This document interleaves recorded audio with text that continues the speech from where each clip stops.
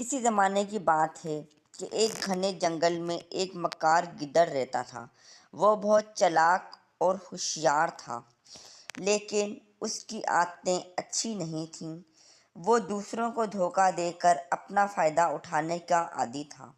جنگل کے دیگر جانور اس سے دور رہنے کی کوشش کرتے تھے، لیکن گیدڑ اپنی چالاکی سے ہمیشہ انہیں کسی نہ کسی طرح قابو میں کر لیتا تھا۔ ایک دن گیدڑ کو بھوک لگی، مگر جنگل میں کھانے کے لیے کچھ نہ ملا۔ وہ سوچنے لگا کہ آج کسی طرح ایک اچھی چال چلی جائے تاکہ اچھا کھانا مل سکے۔ سوچتے سوچتے اس کے دماغ میں ایک ترکیب آئی۔ وہ ایک چھوٹے سے گاؤں کے قریب گیا اور دیکھا کہ وہاں کے کسان اپنی بکریوں کو چرا رہے ہیں۔ گیدڑ نے موقع کا فائدہ اٹھایا اور اپنی مکاری سے ایک بکری کو چرا لیا۔ بکری کو لے کر وہ جنگل کی طرف بھاگا۔ بکری بہت ڈری ہوئی تھی اور اسے سمجھ نہیں آ رہا تھا کہ وہ کیا کرے۔ گیدڑ نے بکری سے کہا، ڈرو مت، میں تمہیں کچھ نہیں کہوں گا، میں تو تمہیں صرف اپنے ساتھ لے جا رہا ہوں تاکہ میں اپنے دوستوں کو دکھا سکوں کہ میں کتنا بہادر ہوں۔ بکری نے گیدڑ کی بات پر یقین کر لیا اور خاموش رہی۔ گیدڑ نے دل ہی دل میں خوش ہو کر کہا، کتنی آسانی سے یہ بے وقوف بکری میرے جھانسے میں آ گئی۔ اب میں اسے کھا کر اپنی بھوک مٹاؤں گا۔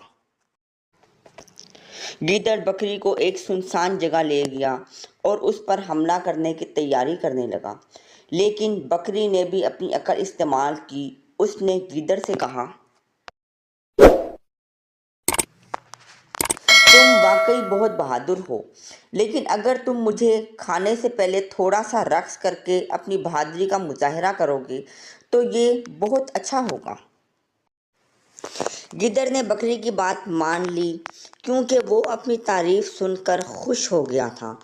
وہ ناچنے لگا اور اپنی مکاری میں اتنا مگن ہو گیا کہ اسے دھیان ہی نہیں رہا کہ آس پاس کیا ہو رہا ہے۔